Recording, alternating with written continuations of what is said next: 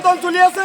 এই নাৰী নিৰ্যাতনৰ প্ৰতিবাদত আজি সদৌ অসম সংখ্যালঘু ছাত্ৰ ইউনিয়নৰ মৰিগাঁও জিলা সমিতিৰ উদ্যোগত আজি এই প্ৰতিবাদী সাব্যস্ত সমদল উলিওৱা হৈছে।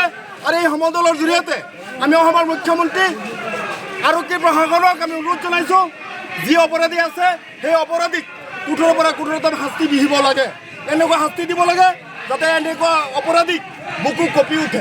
আমি এই দাবী উত্থাপন কৰিছোঁ আৰু এই দাবী যেতিয়ালৈকে এই অপৰাধীক দৃষ্টান্তমূলক শাস্তি নিদিব তেতিয়ালৈকে অনবৰত এইবিলাক আন্দোলন আমাৰ চলি থাকিব। আৰু অসমৰ যি মুখ্যমন্ত্ৰী, অসমৰ আৰক্ষী সঞ্চালক প্ৰধান, নগাঁও জিলা প্ৰশাসনৰ পৰা আৰম্ভ কৰি সকলোকে অতি কম সময়ৰ ভিতৰত এই অপৰাধীক কৰায়ত্ব কৰি দৃষ্টান্তমূলক শাস্তি প্ৰদান কৰিবৰ কাৰণে আজি আমি প্ৰতিবাদ সাব্যস্ত কৰিছোঁ।